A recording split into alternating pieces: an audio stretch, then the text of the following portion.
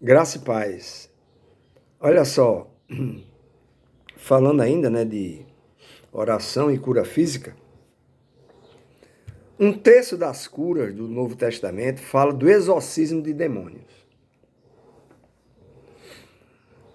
Porque exorcizar um demônio não deixa de ser uma cura física, porque ele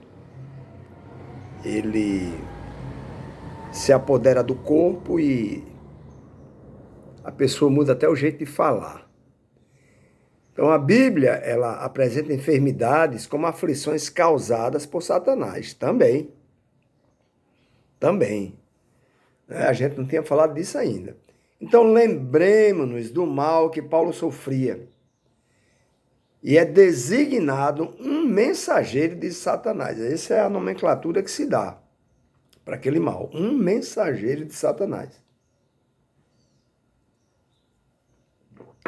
Qualquer doença, como a poliomielite, que é a infecção da medula espinhal, ou a famosa paralisia infantil, ou alguma atrofia, não podemos atribuir à vontade de Deus, mas à sua permissão. Não é vontade de Deus, mas ele permitiu. Senão não teria chegado essa doença na pessoa. Então Jesus observou esses acontecimentos.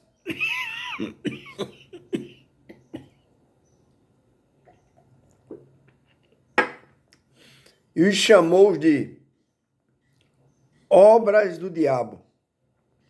Não da vontade de Deus, mas permissão sim. Lembra quando ele disse que veio para desfazer as obras do diabo?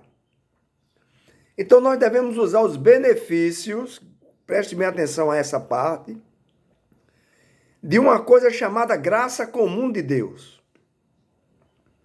E dentro da graça comum de Deus está a cura embutida em nosso corpo pela defesa natural do nosso organismo.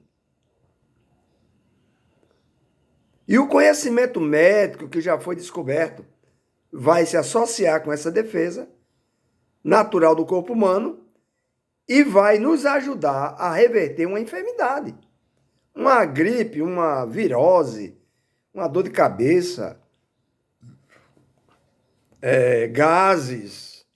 Não é? Nós temos defesas embutidas em nós de cura no nosso corpo, que é uma defesa natural. Isso faz parte da graça comum. Não precisa de milagre para essas coisas. Os descobridores das vacinas devem ser vistos como alguém que cumpriu a vontade de Deus, trazendo a cura e saúde através da graça comum. Homens que não são nem tementes a Deus, mas que através da graça comum, da inteligência que foi dada à humanidade, eles vão lá e descobrem uma vacina que cura uma enfermidade, que imunizam a população. Então, Jesus apresentou, por exemplo, como exemplo de uma graça comum, o bom samaritano. O que é que ele faz? Jesus frisou bem que era um samaritano, porque se esperava isso de quê? De um povo chamado povo de Deus, que era o judeu. Mas foi de um samaritano, desconsiderado como povo de Deus. Ele enfaixa os membros feridos daquela vítima de um assalto que ele encontrou na estrada, derramou sobre ele óleo e vinho, que eram remédios da época, e levou para uma hospedaria. Então, o samaritano usou o melhor tratamento médico da época dele. Jesus não está falando de um milagre. Está falando de uma ação de um samaritano, que, entre aspas, a gente pode fazer uma analogia, que fez o papel de um enfermeiro, de um médico, usando a medicação da época, óleo e vinho. Então, isso é graça comum. Então, nós devemos enxergar no bom samaritano um paralelo direto com os médicos e cientistas que dedicam a vida promovendo a saúde. Embora eles não temam a Deus, se denomine ateus, espírita e por aí vai, não importa. Não creia nem que Deus existe, mas a graça comum de Deus usa esses homens para realizar essas curas, sem precisar de uma intervenção de Deus direta como um milagre. Isso é aproveitar a graça comum, porque ela existe e pouca gente sabe. Porque pouca gente estuda, se interessa por isso.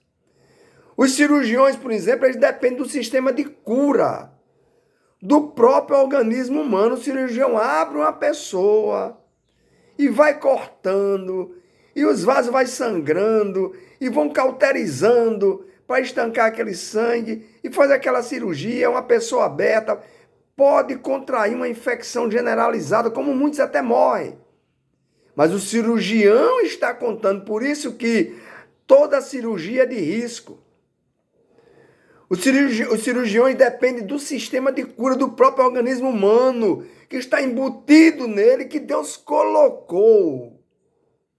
Então, quando uma fratura de um osso, por exemplo, quebrado, outra vez junta com a outra parte, e aí engessa, e junta as duas partes quebradas e coloca o gesso para ficar ali paradinho. Quando isso acontece, essa fratura, o corpo humano precisa produzir cálcio. O cálcio existe para isso, tirado dos alimentos, o suficiente para que as partes quebradas se juntem. Se tiver deficiência de cálcio nesse corpo humano, essa cicatrização desse osso vai demorar. Vai demorar. Aí o médico talvez vai receitar cálcio. Você vai tomar um complexo de cálcio através de medicação para aumentar o nível de cálcio para que esse osso cole.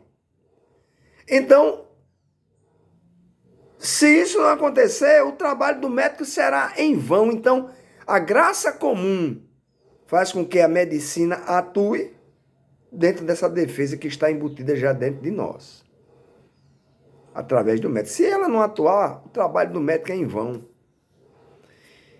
Então, todas as pessoas, cristãos ou não, têm em si o mesmo mecanismo de funcionamento.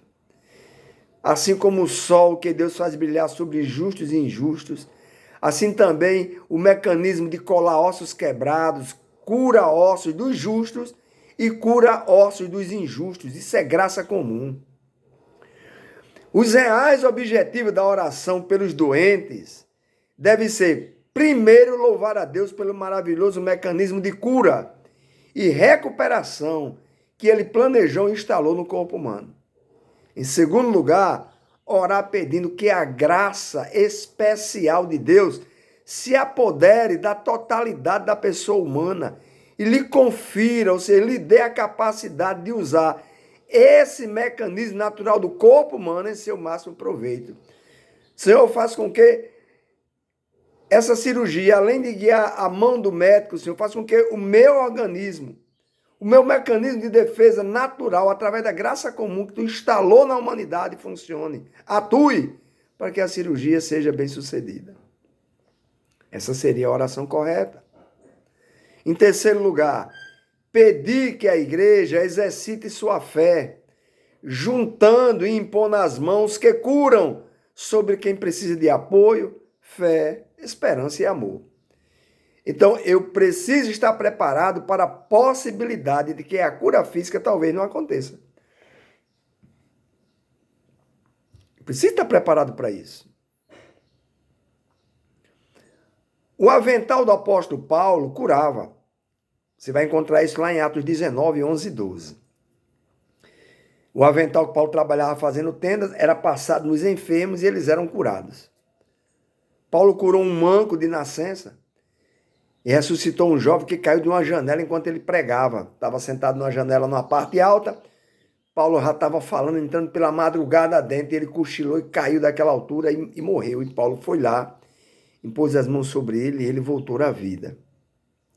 Então, no entanto, 3 vezes também, esse mesmo Paulo se refere a amigos. Epafrodito, Trófimo, Timóteo, que sofriam de alguma doença grave, esses 3 amigos de Paulo. Sem falar do mal denominado por espinho na carne que o próprio Paulo tinha. Como é que se explica isso? Por que esses amigos de Paulo, Epafrodito, Trófimo e Timóteo, não foram curados? E por que o próprio espinho da carne de Paulo não saiu? A gente sabe por quê, para que ele não ficasse orgulhoso. Então tudo tem um propósito de Deus, ele não vai curar todo mundo, uns sim, outros não, ele é seletivo. Um amigo de Paulo foi deixado para trás, doente. Por que Paulo não curou ele para ele seguir viagem? Outro, ele aconselhou que se tratasse, olha, toma um pouco de vinho para a tua gastrite, para a tua úlcera estomacal. Era remédio da época. Poxa, mas por que Paulo então não curou? Gente, a gente precisa parar para ter um evangelho também racional. Racional de acordo com a palavra de Deus. Deus pode querer curar ou não. Tudo tem um propósito. Uns demoram mais, uns demoram menos. Outros sofrem mais, outros sofrem menos. Jesus nunca prometeu acabar, por exemplo, com a pobreza, o sofrimento, ou todas as necessidades humanas. Jesus não prometeu isso. Lá em Marcos 14, do 6 a 8, Jesus afirmou assim, quando aquela mulher estava gastando aquele perfume, né?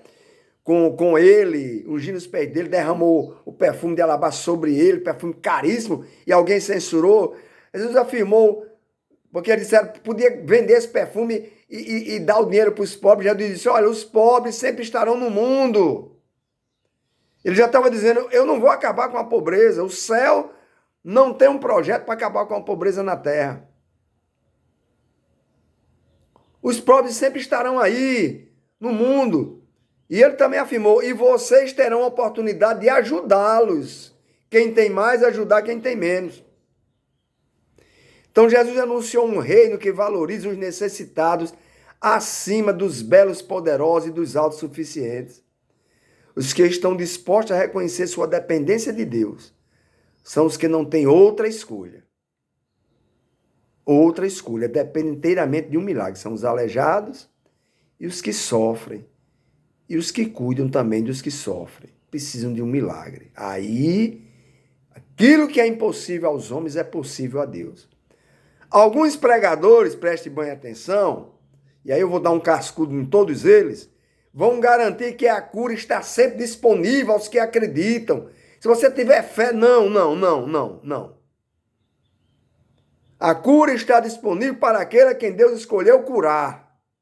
Vontade e soberania do Senhor.